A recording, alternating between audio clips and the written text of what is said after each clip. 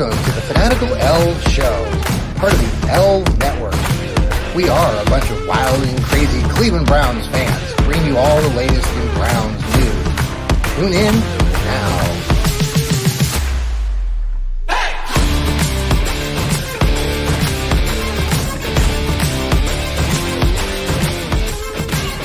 Yes, indeed, we are a bunch of wild and crazy Browns fans here on a Thursday night, April 11th, I think. Yes, it is. Welcome to the funny house. Welcome to the crazy house. There's Jarrell. There's Steve. We are part of the Fanatical Elfz Network, and thank you for joining us here, part of Fans First Sports Network. You know, like every Thursday, we bring this Fanatical Elfz. We got our own shows, though. Steve Gill's got his Dog Pound South show. Jarrell's got his dog food store, dog radio shows that he's producing. And he's also got a fashion line of great gear, so you got to check that out. Wearing some of it today. Jarrell, how you doing tonight? Doing fantastic. You know, it's a Thursday, so, you know, can't complain. How are y'all this evening? Well, tomorrow's Friday, so that's always good. First Friday. My son, Grant Man, you know, he's my youngest one who's got the autism. Many folks who tune in know that. He loves Fridays. He starts talking about Friday on Monday. You know, fun Friday yet? We always say it's a fun Friday. So he starts Fun Friday. I like that. Fun Friday. I'm like, no, today's Wednesday. Fun Friday? No, Friday's coming up. So he gets to goes to help out with the doggy shelter on Fridays.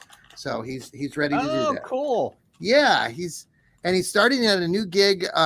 He does this adult programming spot. He's going to start a new spot next week. So he was checking that out earlier today. My wife and he went up there, and they've got all sorts of fun things to look at. There's a huge ass fish bowl, fish tank, you know, so he loves the fishes. So awesome. I'm excited for him. I don't know if you're excited as much as I am, but so we are though excited. I'm fine, by the way, John. Thanks. Yeah, thanks for asking. Thanks, Steve. Yeah, you're down there. Yeah. Well, Jarrell and I are down here in Nashville. We're both doing all right. How are you? I'm doing just fine. And tell Grant Man every Friday from now on, when I get up at 6 o'clock, the first thing I'm going to say to myself is, "It's Fun Friday." Well, you know, I picked up a couple of good statements. You know, I was over there in Europe, Spain, Portugal a couple of weeks ago with my other two older kids, and our tour guide was awesome. It was Gustav. He would have two statements he would always share with us. One of them was he'd always say good. So whenever he would share something, he would always finish it with good.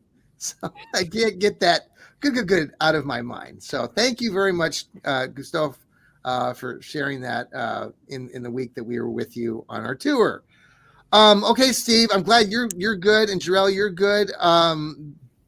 Kind of big news today, kind of hoping expected news with Nick Chubb restructuring some of this deal. I haven't seen anything specific as far as incentives yet, but I would like to talk about that. So open the floor to either one of you. How are you feeling about it?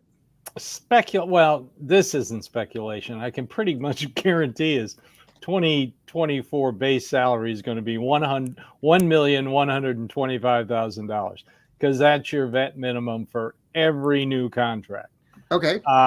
Jeremy Fowler said that it's 6.25. I don't know how he knows. Jack Duffin is speculating that his cap number is somewhere between 5 and 6, which would make sense. The only thing I want to see is how many years. Yes. Is it just for 2024? Did they throw in a 2025? Do they have void years? That's what I'm really curious as seeing. But it would surprise me if his cap figure is more than $6 million. It would. Okay. Jarrell, how are you feeling initially? I think it's interesting because I really do think that he's going to come back and the injury is not really going to affect him. So I thought, hey, what's up? I thought Lou. that, maybe it would be an opportunity for them to go ahead and lock him down long term. But I think they're probably just looking to see what is he going to be when he comes back. Because I think I brought it up that when Adrian Peterson tore his ACL, it was like week 10 or something. It was much later in the season. Now, I know he did damage to more ligaments, so that may have more of an effect on him.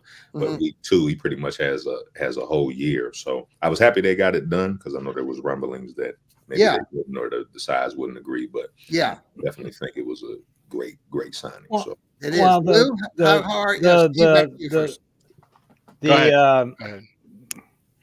the key tell is who they signed at running back. If they thought he wasn't going to make, if they thought he was going to go on IR, they would have got a more high profile running back like a Eckler or Swift. So they got Freeman. So that tells me that they are just preparing themselves in case he goes on the PUP list at the season, which is only 4 weeks. So if he's on the PUP, he could be back, late October, mid-October if he's on the PUP.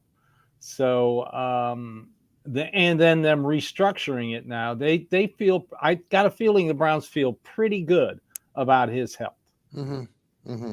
Yeah, I agree. Yeah. Because I busted out a quick article this morning when the news broke. I saw that. Yeah. Thank you. Yeah, because it was so funny. I sent it to Jeff. I was like, "Hey man, breaking news this morning. Got you a quick article here." And he went, he didn't know what happened. Yeah, like, I didn't know. Or I think you. I told you it happened just before I went this morning. Yeah, and I just said, "Hey guys, well, the thing was the day before I went live." After I went live, they said, "Oh, we're not playing in Brazil." So I'm like, "Well, damn." I was like, "Thanks."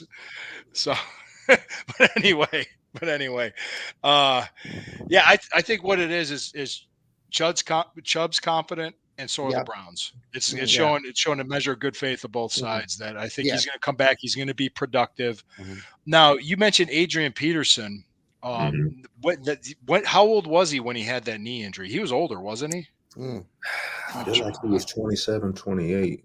I'm thinking first number popped into my head was 27. 27, 28. Yeah, and he came back like he was just as good when he came back, or even better. Yeah, he was.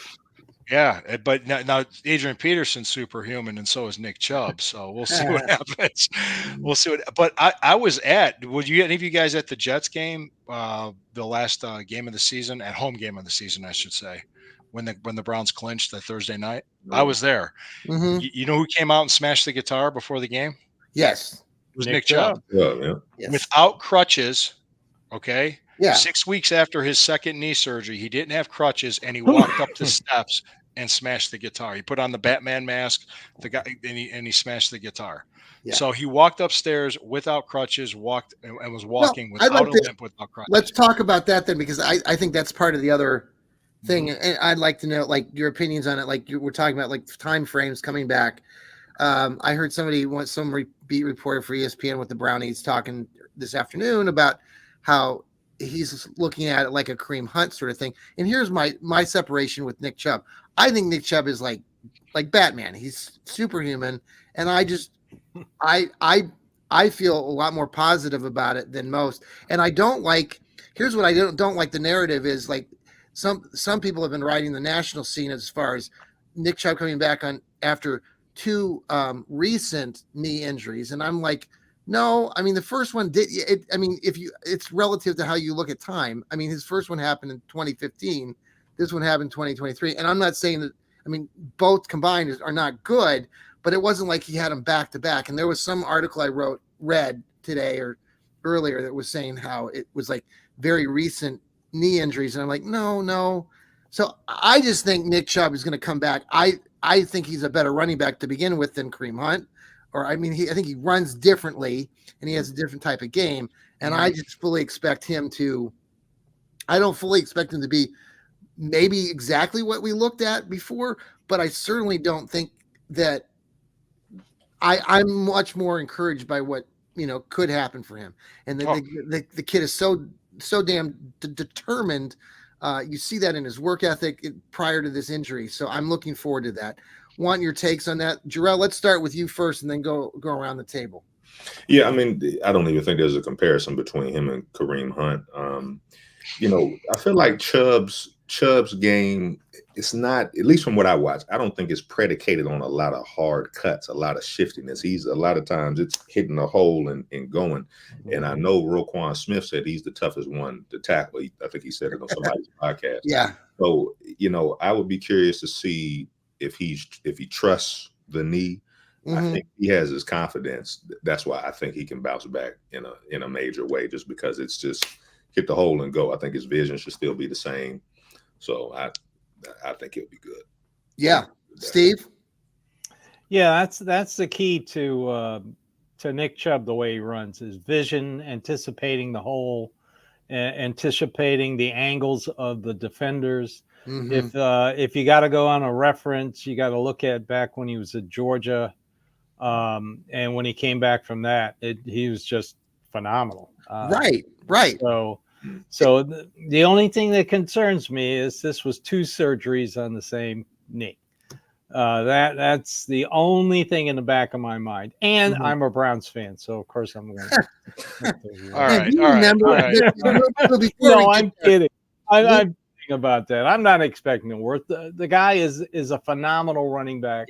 He's one of the best running backs I've seen since Jim Brown. So I expect him to come out and play, give it 100% and be Nick Chubb. Yeah. Lou, I know you've been talking about it. Yeah, well, I've been talking about it. I was saying, like, it's from where we went from the beginning on this was I don't know how else to put it. Look at not necessarily what speculation is, but look at what the Browns are doing, and they speak to us with what they do. They're not, their press conferences. They don't tell us anything because they're not going to. But what the tell is what they do. If they didn't think he was be able to come back this year and play, if they didn't think, they wouldn't have done this. So they think, and they have the latest updates from the doctors, from him. He's in the building. They see him. They talk to him. They know way more than we do. So I think they're confident an 85% Nick Chubb will be available. And I'm thinking first 5 weeks of the season, like by week 5-ish, maybe he'll be ready to go. I think that's a safe estimate or a reasonable estimate. So plus we don't even know who we're playing yet. No. Well, we won't be playing. Well, we know who. We just don't know. No, we don't know who. I mean, who we're playing in the opener in 5 weeks. Yeah. Let's talk about that just for a little bit, and we can come back to Nick Chubb. As a Browns fan, and as going back, and this is like heartache stuff, and it's probably not realistic because I'm the crazy Browns fan, but the whole build up to this whole Brazil thing. I mean, we've been talking about it for 3 weeks on this show. And now nothing. And we heard Browns players weeks ago speculating on local radio shows about going to Brazil. So we were all gearing up. Yeah, we were all gearing up for it. We're all feeling. Who tweeted? I was kidding. Yes. So I guess as a Browns fan, it's just like, to me, as the keep that in mind while I say this. It's like the first disappointment on the upcoming season already, that we got screwed over by the cheeseheads and the Packers. Of course, are going to go instead. Won the Packers. It was the NFL. The NFL. Yes. I want to know what they gave the Packers to convince them to do this, because the Packers didn't want to do this. But this is why it took so long on the announcement too. Okay. Everybody thought the owner meeting. Yeah, they gave the Packers something. It's going to be interesting to see what the Packers schedule is. So why is this? What's the thing? Is it because the NFL just screws us over because we're the Browns? No, because the Packers are more popular. Right. And I kind of talked about that on my podcast. This is about TV ratings. No, man. and I mentioned that. TV ratings. And I mentioned that. I did say that on my podcast the other night too, that it is a bit better draw for the NFL. Right. Okay. Now the question becomes, will they play the Jaguars in London? You said, and I got a feeling they're going to. Yeah, they're due up. The last time they played in Europe was the 0-16 season. Really? That's how That was long the ago year that it they was. went back? Okay. Yeah, they played the Vikings, I believe. Was that 16 or 17? That was which Yeah, I year? think that was 16. Okay. And they're not going to have the Jaguars play the Titans or the Texans or the Colts. And the only other teams that are on their schedule have all recently been to Europe. I mean, New England played Germany last year. Now that was that would be a home game for Jacksonville, correct? Correct. Yeah. Correct. So we don't So, lose and a it's home going to game. be at Wembley Stadium, which is Ooh. nice. Yeah. If I Paul go Brown get is beside cheap himself right air, now. cheap airfare. That wouldn't be bad. That would be, you could find, I think that you could Yeah, find you don't have to learn Portuguese either. No, Yeah, no. You got that going for you. Oh, I miss being there, man. I'm telling you, that was just good. Anyway, okay. So we're not going to Brazil. We're gonna have to play Philly. We're gonna have some cheesesteaks. Go over to Philadelphia this year. Play them there at some point. So you fully suspect, Steve, it'll be Jacksonville and the Browns are gonna go overseas.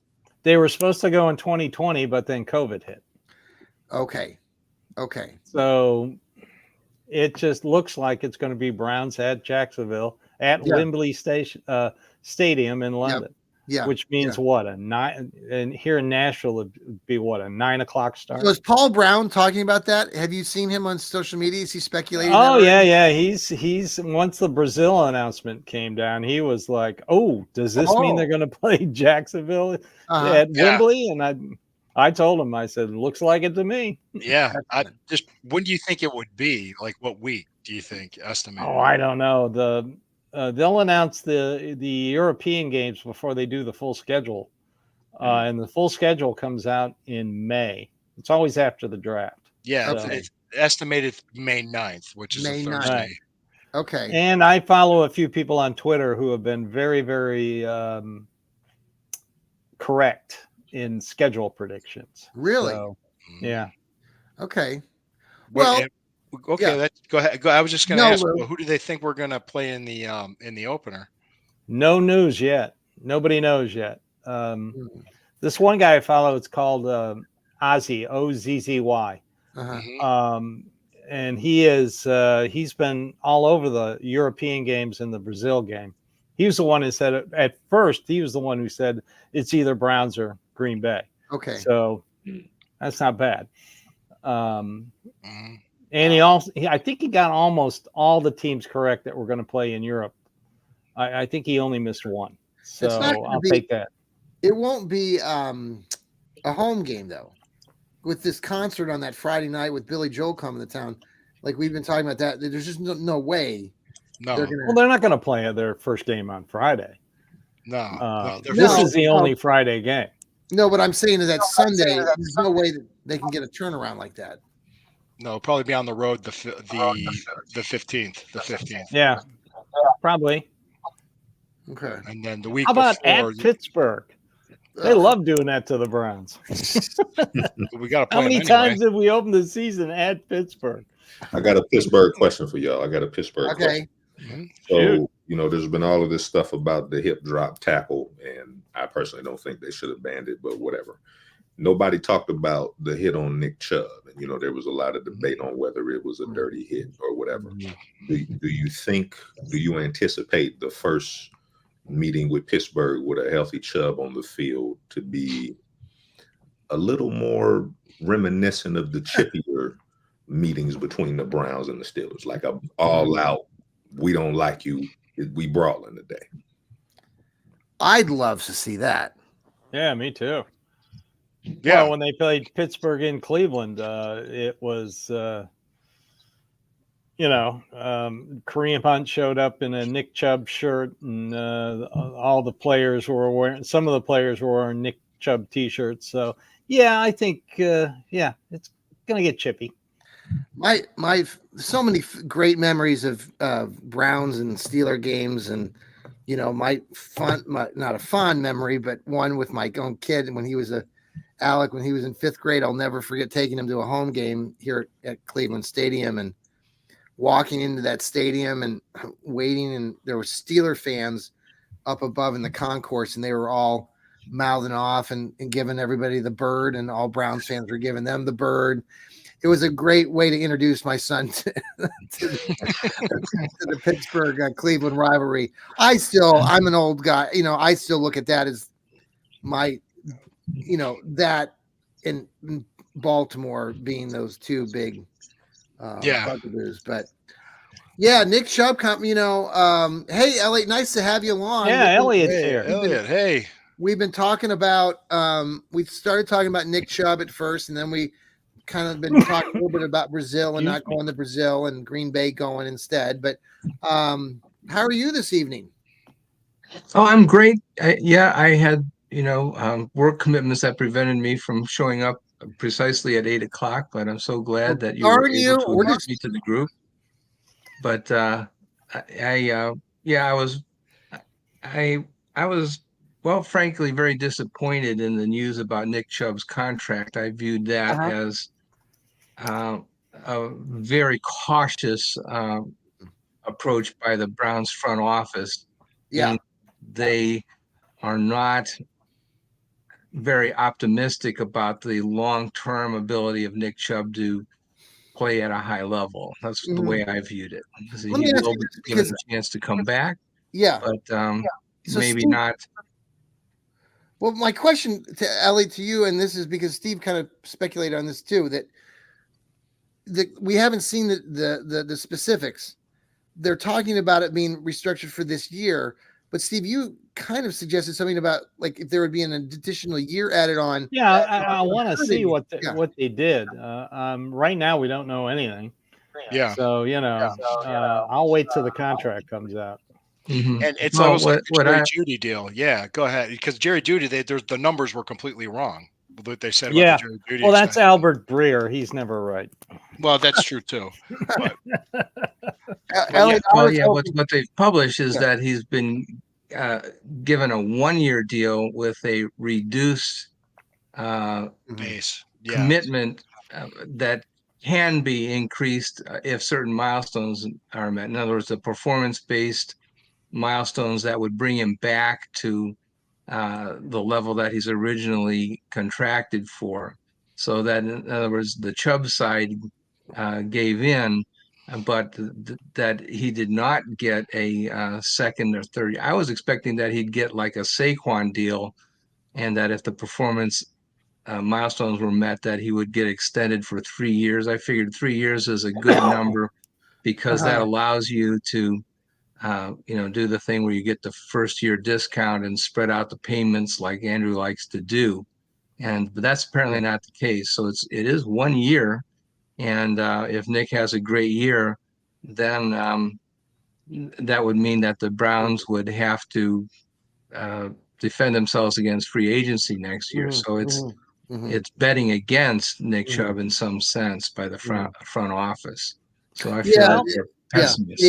What if the front office said to Nick Chubb and his agent, let's see how it goes on this contract, and if you play well, 2-3 weeks into the coming off the PUP list, we'll extend you. And they said, okay, fine. Mm-hmm.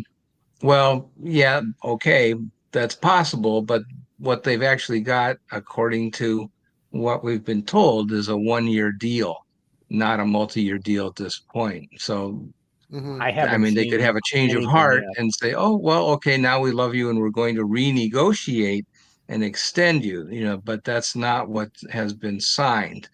We don't know exactly what's been signed yet. We don't know what's been signed. We do. Well, we are told that it's a 1-year deal.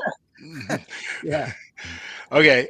There's 3 options. They had 3 options. They could have kept the contract as it is. They could have reworked the contract, or they could have cut them. Yeah. Right. So they reworked the contract. Yeah, that was it. Nick Chubb and his agent had no negotiating power. He had no guarantees. Take it or leave it. But I don't see the Browns front office saying that to Nick Chubb. They know he's a culture changer. They know his value, and I think they came to a mutual agreement. We love Nick Chubb. We got to have him back. They love Nick Chubb too. So, I'm not worried about it. If he plays well, I got a feeling he'll be in Cleveland for another couple of years after this year.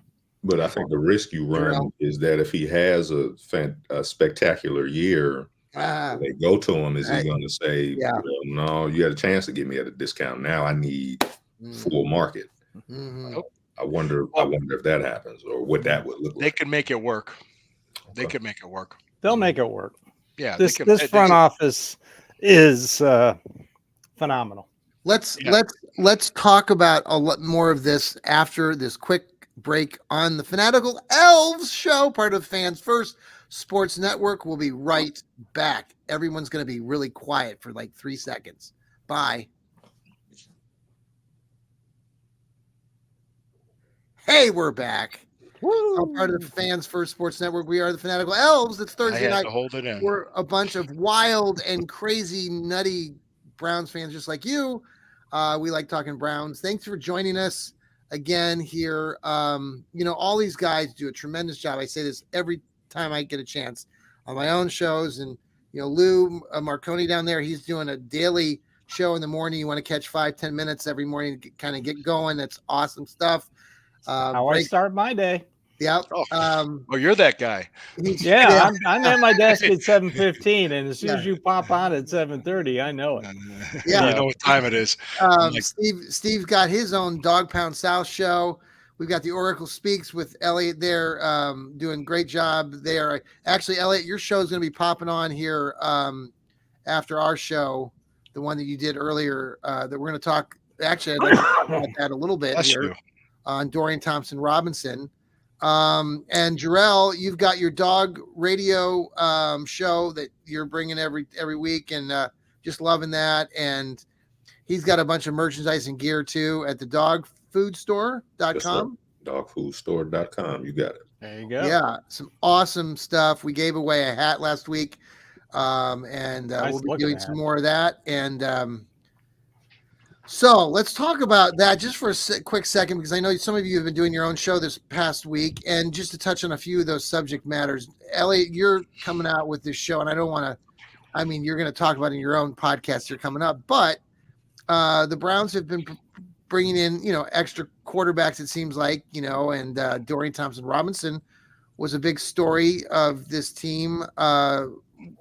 Did you want to give us a little preview of what you want to talk about with Dorian Thompson-Robinson? Is he going to be around? That's what I'm interested. Are we keeping him or not? And let's start with you, Elliot. Well, tell me if he's healthy. I think that's something that people haven't really concerned themselves with, because everybody is so freaked out about Deshaun Watson, who ended the season on IR because of a broken bone in his shoulder. Yeah. But Dorian Thompson-Robinson also ended the season on IR because of a hip injury. Now, that did not require surgery, but we don't have any real basis for knowing how serious it is, whether it'll linger, whether it'll recur. And I think that the Browns might be concerned about that. I'm not saying that he can't play, he'll never play again. I'm not saying that. But I think there might be some concern about it. And they decided, well, maybe we need to compete that position.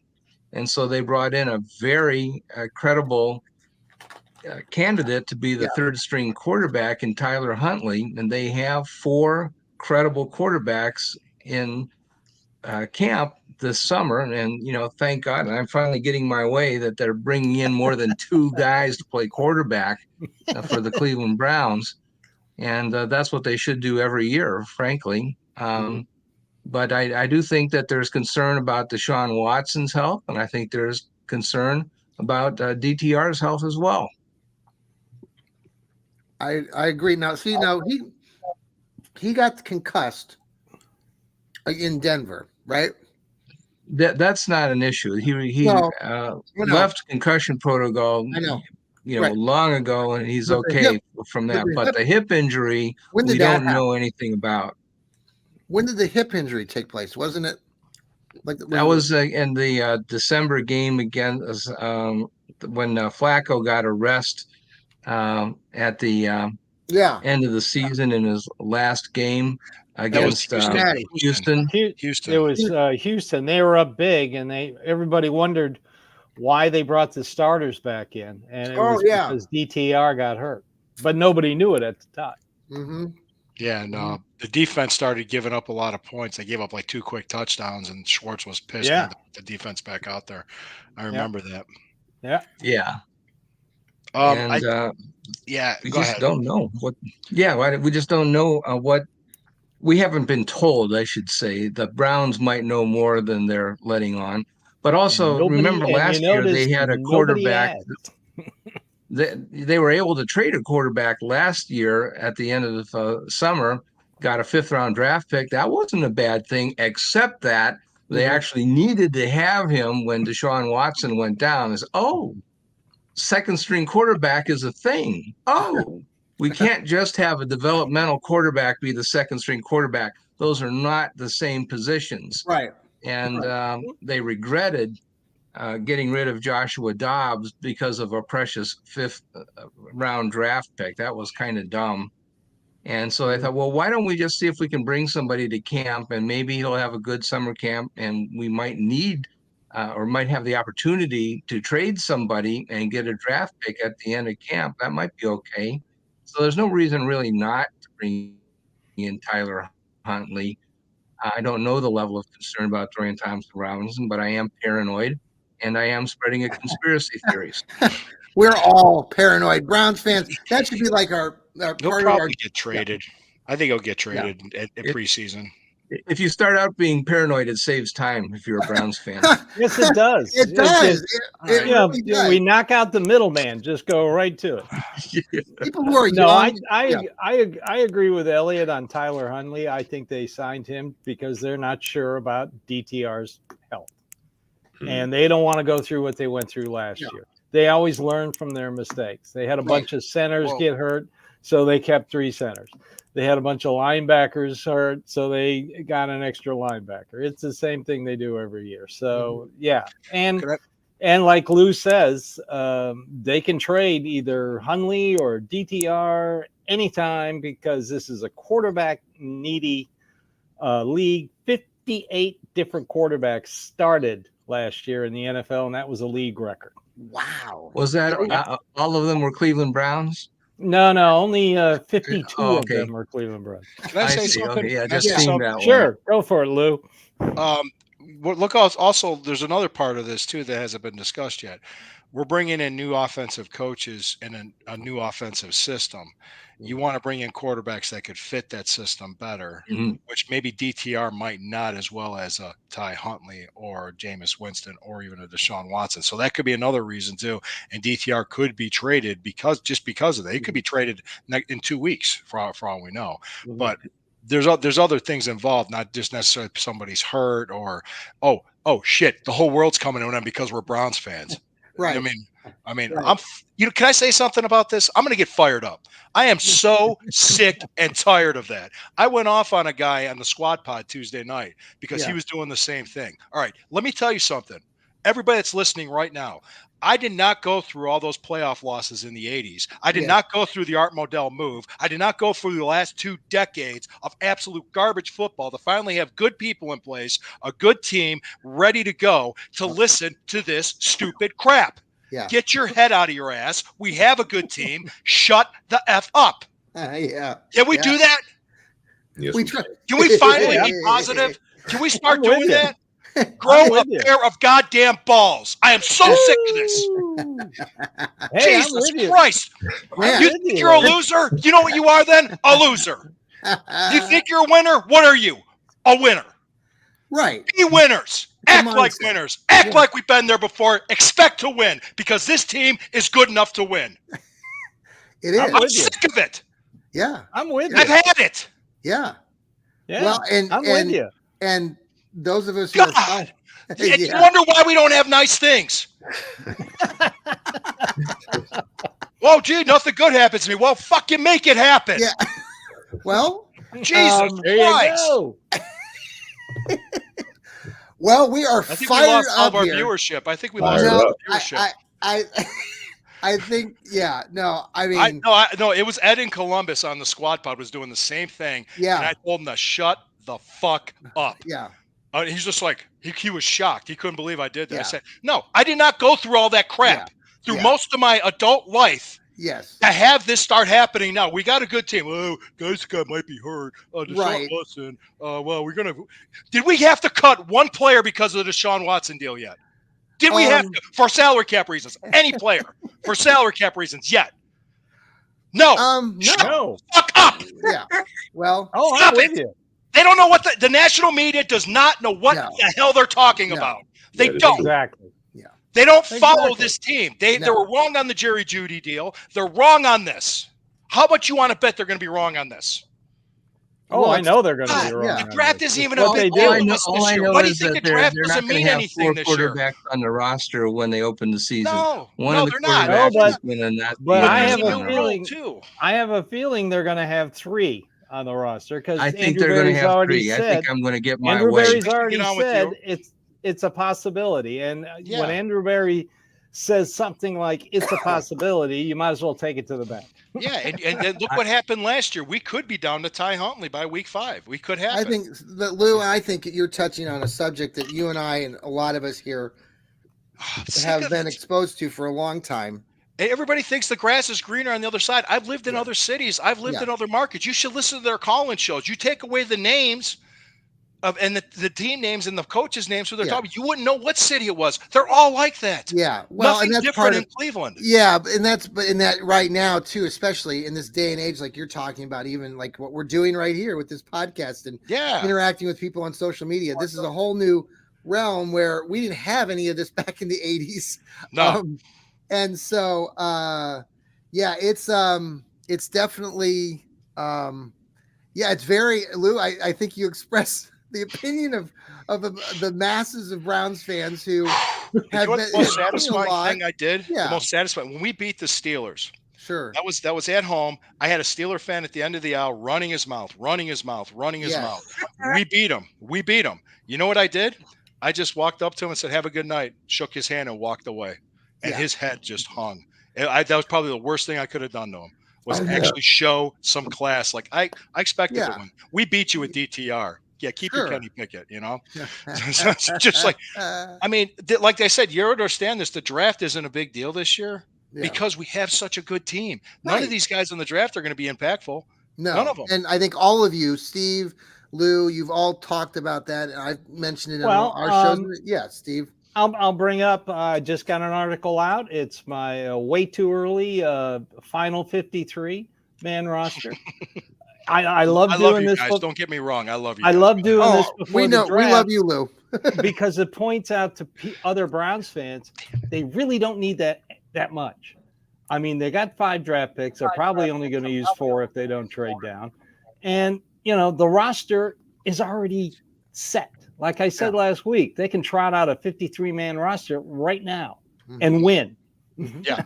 I That's my have point. no doubt about that. That's my They're point. already talented. I agree with Lou. You listen to the national media, especially, my God, the Browns they're over under on wins 8.5. 8.5. Are you kidding me? They won 11 games with 5 quarterbacks and 26% of their roster on injured reserve. Yeah, And you're only going to say they're going to win 9 to 8 games. That's a load of crap. Yeah. I mean, and Adam Rank. Yeah, Adam Rank last year. Oh, Adam Rank last year. Boy, was he was a continued joke for 18 Yeah. weeks. Yeah.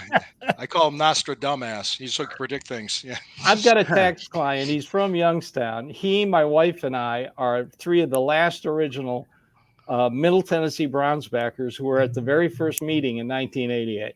Wow. And he's a little older than me, and he picked up his taxes, and he started his diatribe. Well, just Sean Watson's always hurt. And I just told him, I said, Bird, that's his nickname, Bird. He's a musician. I said, Bird, stop it. Just stop it. Have faith. Have faith in your 2-time coach of the year. Have faith in a front office that has assembled the most talented roster you've seen as a Browns fan. Yeah, Do you think Jarrell, this- let more me just talented ask. than the I want 80s to teams. Yeah, go around. absolutely. So, Jarrell, I know you've, and I was going to ask the rest of you this, but so thinking about what Lou's kind of talking about and just going back in time. I mean, this really is. You go back. I mean, you were a little bit younger back in the '80s and such, and I think you were younger than myself, at least I know. And you think about where the team is now. Mhm.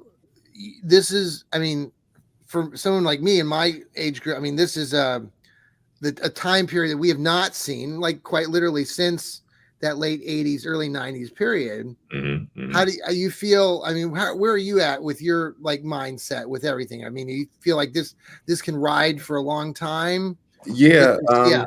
I'll tell y'all a funny story. When my dad was getting inducted into the Hall of Fame, where he's from, there was a judge. Like the room was split between Pittsburgh Steelers fans and Cleveland Browns fans, like right down, right. So it was a pastor or a priest that got up and like said, I don't know if it was the prayer, but what he said, he basically said this. He said, he ended and he was like, yeah, and Judson Flint being one of the few, and Dick Ambrose, he was there. He said, Dick Ambrose, two of the few Cleveland Browns in recent memory to have seen the playoffs. And everybody was like, oh, I can't believe he said that. But all the Pittsburgh Steelers fans was laughing.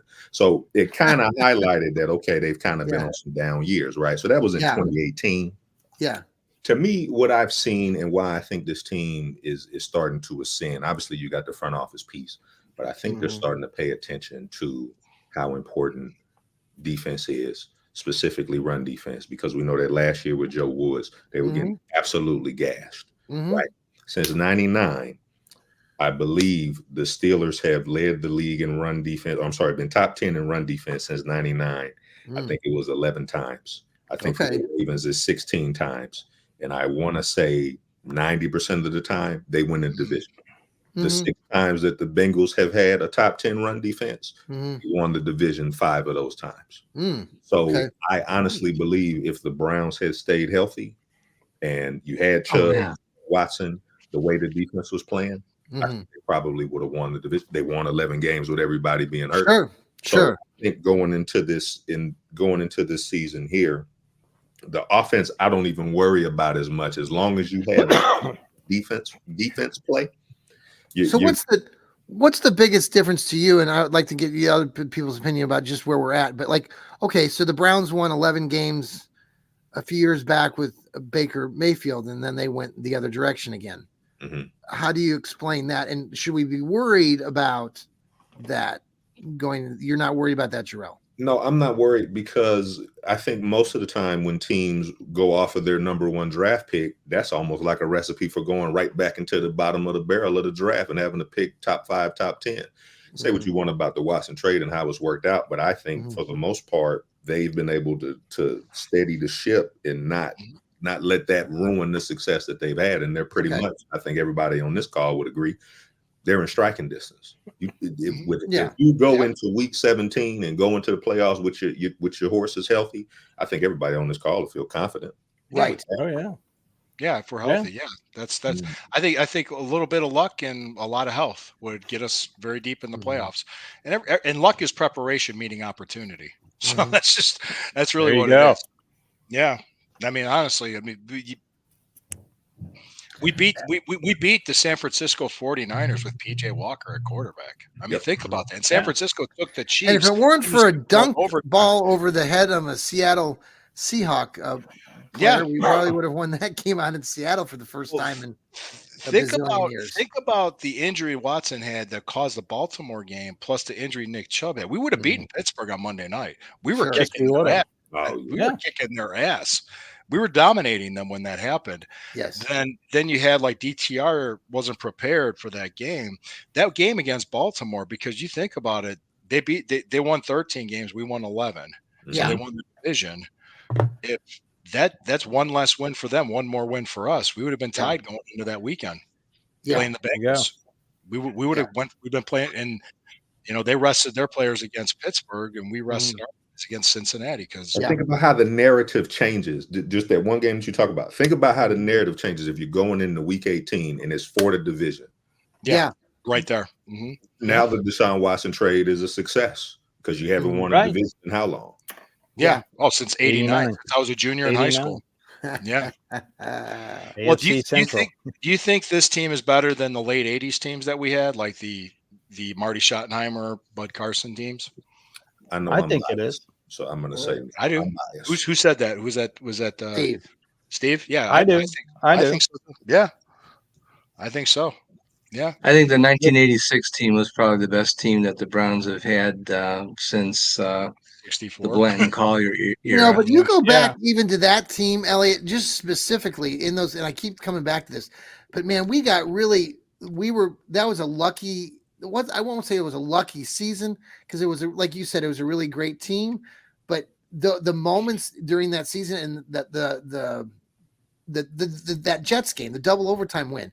Oh yeah. Quite literally, Bernie Kosar, I think, threw 4 interceptions in that game and really almost didn't give the team a chance, but they were able to fight their way back. And Bernie did some great things late in that game. He threw for 500 yards in that game, didn't he? He Yeah. did. No, he was. But if you go back and really watch that game, there were so many moments where he kind of screwed up, but the team got through it. So I agree that 86 team was pretty solid. I Pretty believe they solid. went 12-4, and Yeah. they lost their first game to the Bears. Yeah, and I think they were one. They started the season 1-2 after getting their butts You're kicked on the right. Thursday night. Yeah. The Bengals. Yeah, I Yeah. remember that. Pete But then Johnson. then you jump ahead to the 95 team before they left. Remember how good they got off? They got up to like a 4-5-6-1 start. That team had a brilliant not the 95 team, the 94 team, 14. right? They were 6 Yeah, and 1. they were one of the That's top defense in the NFL, really. Yeah, they and really, actually, I think we spent a lot of time analyzing the offense, but to me, the reason why the Cleveland Browns were so awesome last year was not because of the offense. It was not because the Browns had 4 great quarterbacks. It was because of Myles Garrett, and it was because of Jim Schwartz and the defense, especially at the beginning of the year before the injuries piled up. The Browns had a historically great defense. Mhm. Defense is what wins football games. I don't think the Browns' offense is really that good. I think it is defense that caused the Browns to excel. And especially at the beginning of the year, I thought they were, the number 1 defense in the NFL, really. And they could have been Super Bowl contenders if they had stayed healthy on defense. Even with the loss of Nick Chubb, they could have won it all if they'd have just stayed healthier on defense, healthier. Lou. Well, I said that's why I think they're making the changes on offense that they're making. Yeah, that's why I think they did what they did. Well, I think there's a lot of holes that they need to patch. On the other hand, I think I think they do have some guys that they feel good about on offense, but not everything worked on off. I think they only had 1 wide receiver last season. I think that they needed to get Jerry Jeudy in order to really have a legitimate wide receiver core. And I think they're going to a vertical offense this year that they did not have last year, quite frankly. And I'm not sure that they're going to go back to the Stefanski offense with 2 tight ends and a fullback like they've played for the past several years. Mm-hmm. I think they're going to tell Deshaun, okay, man, this is on you. Let's go downfield, let her rip. And we've got the wide receivers now. And I think that's what we're going to see. One deceptive stat that I want to let you know about the defense was the points allowed on the road. A lot of those were because of the offense. A lot of those because of the. I was going to say that. That was the complementary football. Yeah. Let me Elliot. Go ahead, sir. Yeah, no, I think that's very true that the defense helped out the offense at the beginning of the year, especially, and then the offense turning the ball over at the end of the year made the defense give up more points than they would have otherwise. Yeah. But I think the Browns, in fact, I'll make this prediction. Everybody's talking about, oh, man, the Browns are going to get this guy on offense. They're going to draft a quarterback, and they're going to get this tight end, and they need this guy on offense, and we need a tackle. I'll bet they draft defense in this draft. I really think that the top guys they get are probably going to be guys to help out Jim Schwartz. That's what I think the Browns are going to do in the draft. Let me talk. let me talk. Mention this, and we can go around the room, finish this up here. But we do have the draft coming up in a couple weeks, 2 weeks from today. Yep. And Browns don't have a pick until the second round. But I do want to go around the room, finish this off kind of with final thoughts from each of you. We can talk about the draft picks, like Elliot was talking about. Whatever you want to kind of conclude with tonight. We will be back again with more shows. Jarrell's got his show coming up with the dog radio. Steve's got probably another Dog Pound South show coming up soon, though he is in the midst of tax season. Really. Elliot's bringing up his Oracle Speaks show, actually coming up right after this. Last one. Oh, good. Lou's going to be bringing his Burning River show again first thing tomorrow morning. He's also got his Friday night show, and looking forward to that. And I was planning, guys, if you want to jump on, you're more than welcome to the Friday night of the draft, which would be rounds 2 and 3. We're thinking about jumping on at 7 and doing a live watch party because I could have my Spectrum showing the draft, whether it's ESPN or NFL Network. I think it'll be NFL Network, unless you want to see Mel Kiper's hair. So something like that. Not really. Mel Kiper's hair the whole time. Did you? Go ahead. Did you ever see that one clip when Mel Kiper and the GM from the Colts was getting into it? Oh yeah. Did you ever hear the story? Trent Dilfer told the story about that. That Sir Yacht met with all the Browns quarterbacks since 1999, and he had videos of them on YouTube. Yeah. And Trent Dilfer told the story. I had no idea. Before that draft, the '94 draft, he told the Colts, "Don't draft me because I won't sign with you." He told them that. Yeah. So they knowing that, they drafted the linebacker Trev Alberts from Nebraska instead. Meanwhile, Kiper's going crazy saying, how could you pass up on a franchise quarterback? Because there's no way Kiper would have known that. Yeah. Yeah. So I mean, it was that whole tizzy, which was good TV. It was funny because the GM from the Colts said he never wore a jockstrap in his life. What is he talking about? It was great. I loved it, and he was right because all these other GMs and front office people are like, who is this guy? Yeah, it's like Dave Meltzer to pro wrestling. It's just. Well, I'm a retired wrestler, in case you guys were wondering. No kidding. No, you're very good too in your past. Final thought there, Lou. Before I know we're going to hear from you in the morning. Yeah. Any final words tonight before? Besides that, I love you guys. Thanks for having me on. Well, we appreciate you, and thank you for your fiery Spitfire. I bite my lip at games because there's people that kick rocks all the time. When I'm a season ticket holder, I sit up way up high in 503. So yes. I like that. I like those seats because I can watch the plays develop and stuff. I just love it. Exactly. Yeah. Yeah. I think. I think it's a positive thing that they reworked Nick Chubb's contract because I think they both met in the middle. They're investing. They're both Chubb's investing in himself.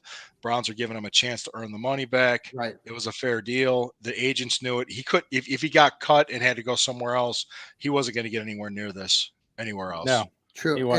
No, it was best for. I think I would revolt. I don't know if I'd follow the Browns. they were. Yes, you would.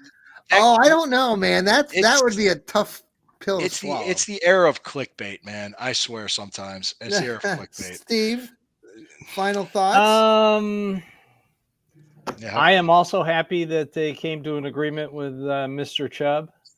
I think it's a positive. It's a win-win both for the team and for Nick Chubb. Yeah. As for the draft coming up in 2 weeks, I think the Browns are going to go best player available. And it's interesting that they've had all these visits, but they've had 2 visits with 2 different players. The offensive lineman, his last name's Cohen from the University of Miami in Florida. Okay. And the Texas tight end, Sanders. Yes. Right. Who I hear Andrew Berry really likes. He is like a clone of David Njoku. Okay. And so, but, I'll be surprised whoever they take at 54. I know that if they pick at 54, a pick 85 to 156 is an awful long time for Andrew Berry to sit there and wait. Just remember that, Browns fans. Yeah. Jarrell, final thoughts on this evening. Great show. Thanks. I wanna show some love to the 1980s Browns team. Obviously, I'm biased, but Oh no, we're right there with you, man. they should have won the Super Bowl. Is always the consensus that I've heard. What were they on the 5-yard line? And I know the kicker missed he missed an extra point and a field goal in that game. Got to give him a chance to redeem himself, and they probably at least go to the Super Bowl. But everything that I've heard is they would have won that game. As far as the draft, though, I think it's going to be best available, like Steve said. Preferably maybe defensive tackle or linebacker, but I the mindset you got to keep that defense. You got to keep adding to it because that's obviously the strength of the team. Like that. Yeah. In the AFC, you gotta. It's going to be defense. It's not going to be finesse offense. You got to have defense. We've established that helps win championships. Elliot. Yeah, I think the fan base always wants to draft a quarterback, no matter how many quarterbacks you have in camp. They want to draft a new one. I do like DTR. If hopefully he will be healthy by time the bell rings. I think he is really a great talent. I am concerned about him. I think we need to find out where he's at. Concerned also, of course, about Nick Chubb. He's really starting over. Let's keep the expectations low, see where he's at. But the Browns are prepared to do battle without either one of them. I think that they have backup plans in place. Football doesn't always work out the way that you plan it. And I think that they will, like they did last year, they'll find players during the season that can contribute. That was the thing that really made the Browns last year, was not the players necessarily that they came into camp with, but they picked up some really good players in mid-season, not the least of which was Joe Flacco, who led the Browns in passing yardage, by the way. And I think you're going to see that the Browns have similar talents. This is finally the front office that can do actual scouting. And we didn't have that, 5 or 10 years ago. They just couldn't scout anybody. Very good point. I think that this is a different Browns team than we've had before. Yeah. And I think that, but I also think that my feeling is that the core of this team is really Myles Garrett at this point. This is Myles Garrett, and we're going to build around Myles Garrett. That's what I think. Yeah. Awesome. Hey, fans of the Fanatical Elfz, thanks again for joining us. Please download us on Apple, on Spotify, go to iHeartRadio, tune in, all those, anywhere you can find podcasts. We love you tuning in. And if you do and you subscribe to us, then you'll never miss a show. So I have our show on Apple. So when a new show comes up on my phone, it pops up, says, hey, there's a new episode on the Fanatical Elfz.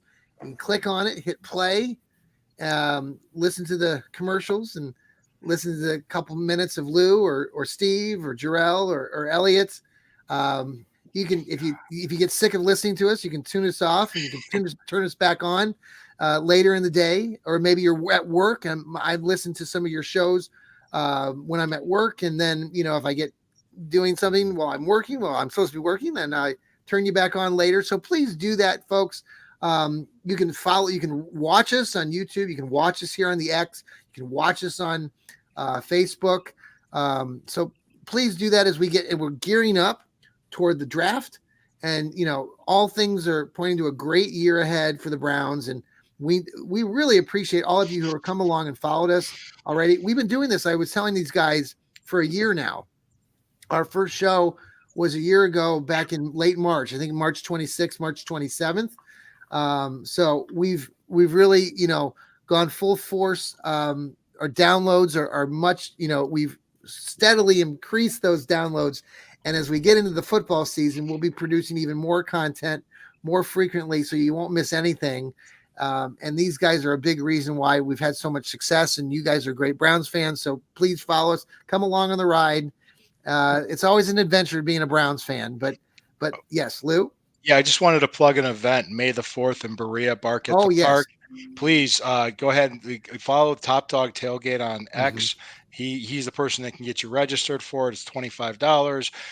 That's for the city dogs, chance to adopt dogs, and it's all you can eat, all you can drink. 11 a.m. to 6 p.m. event at the park in Berea. So it's pretty nice. Awesome stuff. He's done Awesome. tailgates. He's done tailgates for him before at West Third Summit.